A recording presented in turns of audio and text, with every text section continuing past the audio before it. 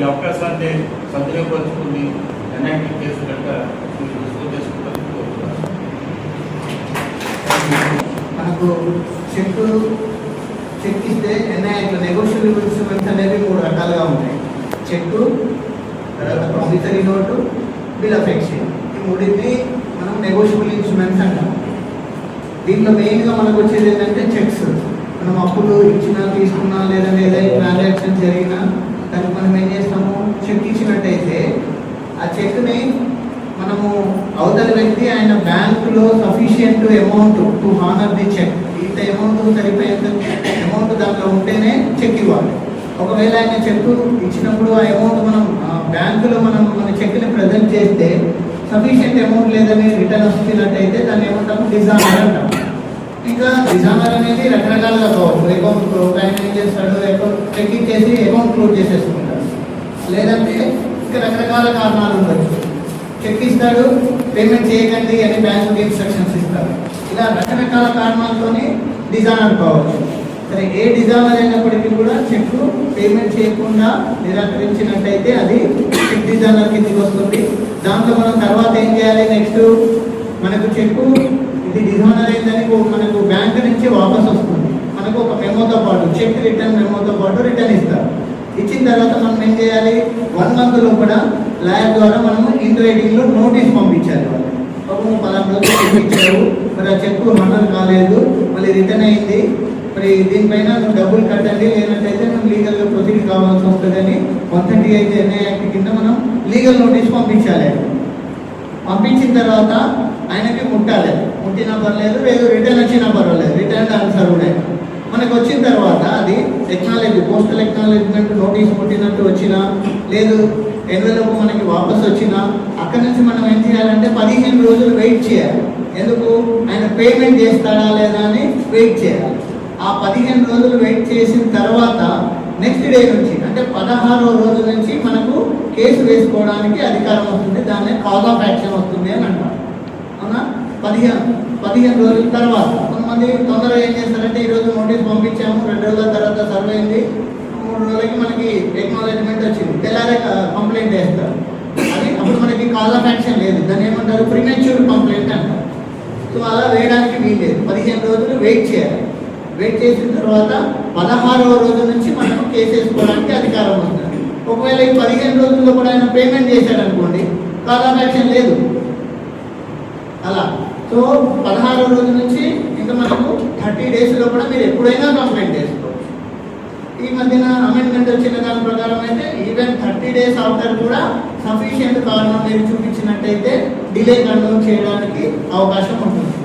So ఇదంతా కూడా స్ట్రిక్ట్గా ఫాలో అవ్వాలి. చెక్ బౌన్స్ కేసులలో ఎప్పుడు కూడా ఈ చెక్ మీదేనా కాదంటే నాకు చెక్ నాది కాదు అని డినై చేయడానికి వీల్లేదు. ఎందుకంటే ఈ చెక్ మీకే ఇచ్చినట్టు, మీ అకౌంట్కే ఇచ్చినట్టు ఇప్పుడు ప్రింటెడ్ వస్తుంది. గతంలో అయితే ఊరికే చెక్ బుక్ ఇచ్చేవారు బ్యాంక్ వాళ్ళు. ఇప్పుడు మీ పేరు, మీ అకౌంట్ నెంబర్ అవన్నీ ప్రింట్ అయ్యి వస్తాయి. తర్వాత మీకు ఏ నెంబర్ చెక్ నుంచి ఏ నెంబర్ చెక్ వరకు ఇచ్చారనేది వాళ్ళు చెక్ ఇష్యూ రిజిస్టర్లో ఎంట్రీ చేసుకునే ఇస్తారు. సో ఈ చెక్ నేను ఇచ్చింది కాదు, నా అకౌంట్ కాదు అని తీసుకోవడానికి ఛాన్సే ఉండదు. సో ఎక్కడ చెక్ బౌన్స్ కేసెస్ ఎక్కడ పోతాయి అంటే టెక్నికాలిటీస్ మీద పోతాయి.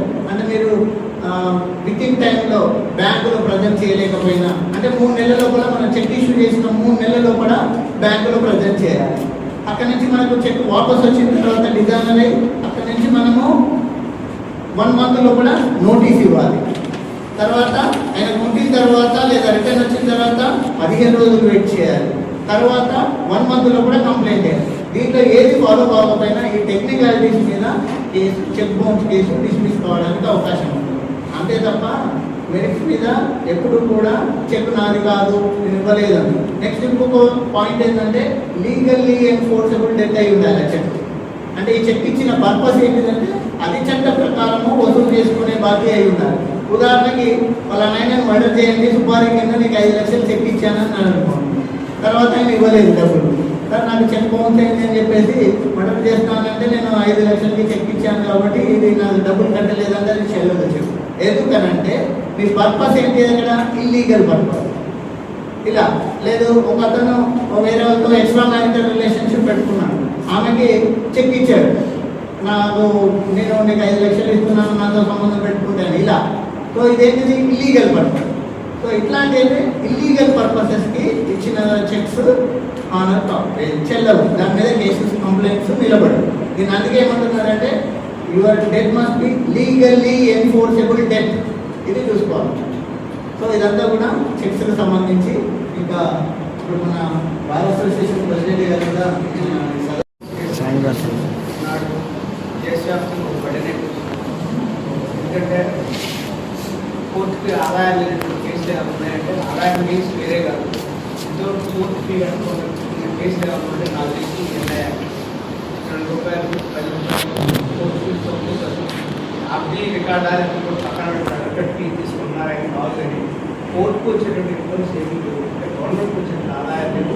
ఇంకోటి చాలా పడేలేదు దేశవ్యాప్తంగా కూడా చెప్పేసి సుప్రీంకోర్టు వారు కూడా దీని మీద అనేక మార్పులు పదే చెప్తా ఉన్నారు. ఆయన డైరెక్షన్ ఇస్తున్నారు, యాక్ట్ తయారైన కండిషన్స్ ఇవ్వాలి, మాత్రం ఎక్కువ ఫైనాన్స్ నా అబ్జర్వేషన్ నా పర్యాటన ప్రాక్టీస్ నాకు యాక్చువల్గా 32 years ప్రాక్టీస్ స్టాండింగ్ సిన్సియర్ సిన్సియర్గా నా అబ్జర్వేషన్ చెక్ చేసిన మొత్తం కాకుండా ఫైనాన్స్ కంపెనీ వాడు ఎక్కువ వేసేది ఫైనాన్స్ ఆ కంపెనీలు ఒకే పేరు 10, 20, 30 అట్లా వేస్తాను.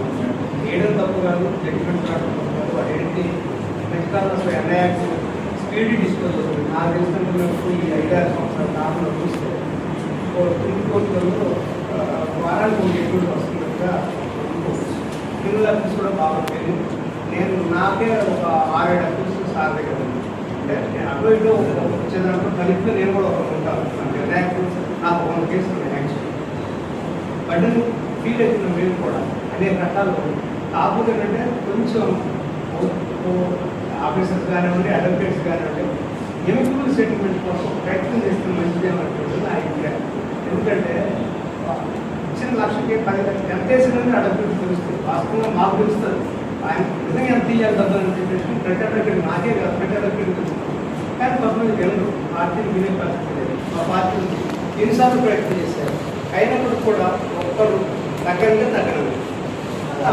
రబ్బీలో కూడా అసలు ఇయ్యాల్సిన 3 లక్షలు వాడు పెద్ద అగ్రిమెంట్ కూర్చున్నాడు. నాకు 100 పెద్ద ఎట్టిస్తారు సాధ్యం అవి కావట్లేదు.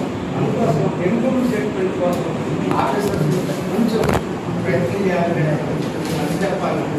అట్లా అడ్వకేట్స్ మనం కంప్లైంట్ చేయడం వస్తాము, రిక్యూజ్ చేయడం, ఈ రెండింటిలో కూడా మనం ఏదో ₹1 తగ్గించి లేదా ఇచ్చి ఏదో రక్షణ పార్టీని మీద కోర్టు ఫీ కట్టాలి. చెక్ అమౌంట్ సపోజ్ 10 లక్షలు ఉందనుకోండి, మీరు 10 లక్షల మీద కోర్టు ఫీ కట్టాలి. కోర్టు ఫీ కట్టి దావా వేయాల్సి ఉంటుంది, సివిల్ దావా సూట్ వేయాల్సి వస్తుంది. అది మళ్ళీ పీడిఎం కోర్టులో వేసుకోవాలి. అదే క్రిమినల్ కేసు వేసుకుంటే జస్ట్ ₹2 టికెట్ అంటే చేసి దాని మీద ప్రైవేట్ కంప్లైంట్ ఫైల్ చేసుకోవచ్చు. ఇంకా ప్రాసెస్ అంటే వాళ్ళు మన వాళ్ళు తెలియక చాలా మంది ₹35 కడుతున్నారు, కానీ not necessary. Criminal process just ₹1 sufficient. ఇది సివిల్ ప్రాసెస్ రిజిస్టర్ పోస్ట్ అంటే మామూలుగా రిజిస్టర్ పోస్ట్ ఛార్జెస్ ఎంత ఉంటుంది అంత కట్టాలి, అది కూడా చూసుకోవాలి. జస్ట్ ఇది ఇన్ఎక్స్పెన్సివ్, దట్ పనిష్మెంట్ సివియర్గా ఉంటుంది. ఏంటిది 2 సంవత్సరాల వరకు జైలు శిక్ష, లేదు double the check amount towards fine, దాంట్లో నుంచి కాంపెన్సేషన్ ఇవ్వమని కూడా రాస్తారు, లేదు 2 కలిసి కూడా రాస్తారు. సో సివియర్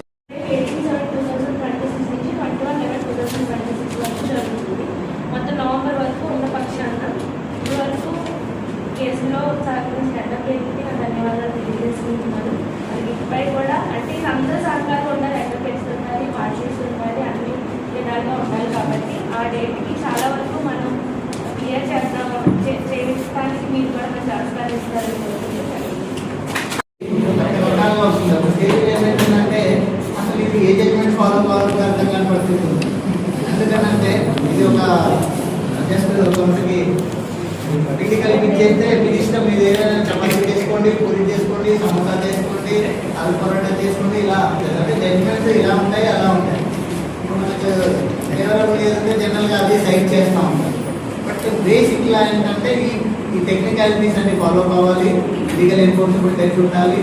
తర్వాత ఇంతకుముందు చాలా పెద్దగా మెటీరియల్ ఆల్టరేషన్స్ ఉంటుంటాయి. అంటే ఏం చేస్తారు, ₹1,00,000 ఏం చేస్తారు, సున్నా యాడ్ చేస్తారు. సున్నా యాడ్ చేస్తే 10 లక్షలు అయిపోతుంది.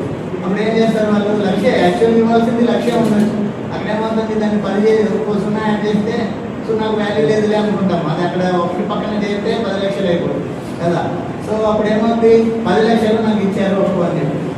సో దానికి ఏంటి, సపోర్టింగ్ డాక్యుమెంట్ కూడా ఉండాలి మీ దగ్గర. మీ ఈ కింద కోర్టులో, ఐసెట్ కోర్టులో మీ కేసు నిలబడాలంటే లీగల్ ఎన్ఫోర్స్మెంట్ అని ప్రూవ్ చేయాలంటే మీకు ఒక సపోర్టింగ్ డాక్యుమెంట్ అప్పు ఇచ్చినట్టు ఏదైనా ప్రామిస్ అగ్రిమెంట్ కానివ్వండి, ఏదైనా పలానా ట్రాన్సాక్షన్కి సంబంధించి చెక్ ఇచ్చారంటే ఆ ట్రాన్సాక్షన్కి సంబంధించిన డాక్యుమెంట్ కానీ ఇవన్నీ వేయాల్సి ఉంటుంది. సో మెటీరియల్ ఆల్టరేషన్ చేస్తే అంటే ఇప్పుడు చెప్పినట్టుగా సున్నా పక్కన యాడ్ చేయడం లేదా దిద్దడం ఇట్లాంటివి చేస్తే ఏంటంటే section 18 of negotiable instruments act కింద మెటీరియల్ ఆల్టరేషన్స్ ఉంటే చెక్ కానివ్వండి, ప్రామిస్ అగ్రిమెంట్ కానివ్వండి, ఇవన్నీ కూడా డిస్మిస్ అయిపోతాయి. కాబట్టి ఏంటంటే మెటీరియల్ ఆల్టరేషన్స్ చేయకూడదు. అది ఒకవేళ మెటీరియల్ ఆల్టరేషన్ ఫైండ్ అయితే జడ్జిమెంట్లో మీ కేసు అడ్డంగా డిస్మిస్ అయిపోతుంది. సో కాబట్టి మనం జాగ్రత్తగా ట్రాన్సాక్షన్ చేసేటప్పుడు కానీ కొంతమంది ఏంటంటే బ్లాంక్ చెక్స్ తీసుకుంటాం, బ్లాంక్ సైన్డ్ చెక్స్. అక్కడ బ్లాంక్ సైన్డ్ చెక్స్ వేసినప్పుడు అవతల పార్టీ కూడా తెలుగుగా ఏం చేస్తారంటే మీకు ఇచ్చినప్పుడు బ్లాంక్ సైన్డ్ చెక్ ఆయన కూడా ఒక జిరాక్స్ పెట్టుకుంటారు. పెట్టుకునేసి ఎవిడెన్స్కి వచ్చినప్పుడు ఏం చేస్తాడు ఆయన, ఈ బ్లాంక్ సైన్డ్ చెక్ని ఆయన దగ్గర ఉన్న జిరాక్స్ని కోర్టులో వేసి కంటెస్ట్ చేస్తారు. అట్లాంటివి కూడా ప్రాబ్లమ్స్ వస్తాయి. సో ఇవన్నీ కూడా జాగ్రత్తగా చూసుకునేసి చెక్ బౌన్స్ కేసెస్ చేయాలి. మ్యాక్సిమం ఏంటంటే ఇన్స్టెడ్ ఆఫ్ అంటే ఇప్పుడు ఈవెన్ స్పెషల్ కోర్ట్స్ కూడా పెడుతున్నాం. మనకి సిటీలో అయితే చూసినట్టయితే హైదరాబాద్ సిటీలో only for disposal of special magistrate for disposal of NI act cases. వాళ్ళకి టార్గెట్ ఏంటంటే వితిన్ 6 months డిస్పోజల్ చేయాలి. 6 months అంతే సిటీలో. సో ఇలా కూడా ఫర్ ఎక్స్పెడిషియస్ డిస్పోజల్ స్పీడప్ చేయడం కోసం అని స్పెషల్ మ్యాజిస్ట్రేట్స్ కోర్ట్స్ కూడా పెడుతున్నారు. సో ఇవన్నీ కూడా మనం ఉపయోగించుకుంటే లిటిగేషన్ తొందరగా ఎండ్ కావడానికి అవకాశం ఉంది. ఇంకా నేను మన ఇక్కడ ఏమవుతుంది, మనము పీటీ డిస్పోజల్ చేసేసుకుంటే మనకి అవార్డు మన ప్రెసిడెంట్ గారు చెప్పినట్టుగా, మన సబ్జెక్ట్ గారు చెప్పినట్టుగా అవార్డు దీంట్లో మన లోక్ అదాలత్లో అవార్డు పాస్ చేసుకుంటే ఏంటంటే ఫైనల్, ఇంకా దానిపైన అప్పీల్ లేదు. అదే ఒక జడ్జిమెంట్ వస్తే అప్పీల్ పోవచ్చు. కానీ దీంట్లో అప్పీల్ పోవడానికి లోక్ అదాలత్ అవార్డు మీద అప్పీల్ పోవడానికి లేదు. అది section 21 of legal services authorities act. మనకి చెక్ బౌన్స్ కేసులో వచ్చింది కదా అవార్డు, దీన్ని మనం అమలు చేసుకోవచ్చా లేదా అంటే it is an award, it is like A civil court degree, దాన్ని అమలు చేసుకోవచ్చు. సో ఇది చెక్ బౌన్స్ కాబట్టి as a chairman of mandal legal services authority it is my boundary duty to inform the services being provided by this mandal legal services authority. మేము ముందుగా main ఏం చేస్తుందంటే first మా మండల్ లీగల్ సర్వీసెస్ అథారిటీ తరఫున ఒకటి free legal aid, ఉచిత న్యాయ సహాయం. అంటే ఎవరైతే వాళ్ళు ఏదైనా సివిల్ కేసులో ఉన్నా లేదంటే క్రిమినల్ కేసులో ఇరుక్కున్నా, వాళ్ళు లాయర్ను పెట్టుకోలేని స్తోమత ఉన్నా, వాళ్ళు మా దగ్గరకు వచ్చి ఒక తెల్ల కాగితం పైన అర్జీ రాసిచ్చినట్టయితే నాకు ఆర్థిక స్తోమత లేదు, నేను లాయర్ను పెట్టుకోలేను, పలానా కేసులో నేను ఉన్నాను కాబట్టి నాకు గవర్నమెంట్ తరఫున ఫ్రీ లీగల్ ఎయిడ్ ఉచిత న్యాయ సహాయాన్ని ఇవ్వండి అని అంటే మేము వాళ్ళకి మా దగ్గర ఉన్న ప్యానల్ లాయర్స్ నుంచి ఒకరిని వాళ్ళకి అపాయింట్ చేయడం జరుగుతుంది. అట్లా మన ఈ రీసెంట్లీ కూడా ఒక మర్డర్ కేసులో మేము ముద్దాయికి మెయిల్ పిటిషన్ వేయడానికి కూడా డిస్ట్రిక్ట్ లీగల్ సర్వీస్ అథారిటీ నుంచి వచ్చి వాళ్ళకు కూడా ఫ్రీ లీగల్ ఎయిడ్ అపాయింట్ చేయడం జరిగింది. ఇలా చాలా కేసులు ఈవెన్ ఇప్పుడు భార్య ఉంటుంది, భర్త నిరాదరణ గురి చేస్తాడు, ఆమె 125 CRPC దాని కింద మెయింటెనెన్స్ చేసుకోదలుచుకుంది, ఆమెకు లాయర్ పెట్టుకునే స్తోమత లేదు. అలాంటి వాళ్ళు మా దగ్గర అర్జీ ఇచ్చినట్టయితే మేము గవర్నమెంట్ తరఫున లాయర్ పెడతాము. ఆ ఫీజు కూడా మా ఫండ్స్లో నుంచి, మా నల్సా ఫండ్స్లో నుంచి వాళ్ళకు డిఎల్ఎస్ఏ నుంచి ఇప్పించడం జరుగుతుంది. ఇది ఉచిత న్యాయ సహాయం. దీనికి ఎవరు అర్హులు అని అంటే ₹1,00,000 సంవత్సర ఆదాయం ఉన్న వాళ్ళు, SC ST తెగలకు చెందిన వాళ్ళు, మానవ అక్రమ రవాణా బాధితులు, కరువులు కానివ్వండి లేదంటే ఇలాంటి ప్రకృతి విపత్తుల బారిన పడిన వాళ్ళు, అగ్ని ప్రమాదాలు కానివ్వండి, భూకంపాలు కానివ్వండి, ఇలాంటివి నీళ్ళలో బాధితులు, వీళ్ళందరూ కూడా స్త్రీలు, పిల్లలు, వృద్ధులు, వీళ్ళందరూ కూడా ఉచిత న్యాయ సహాయం పొందడానికి అర్హులు. మళ్ళీ దీంట్లో కూడా ఎన్ఐఆర్లో కూడా న్యాయ సహాయం అందజేస్తారని అంటే డబ్బులు ఎక్కువే కదా, డబ్బులు ఒప్పించారు, చెక్ తీసుకున్నారు,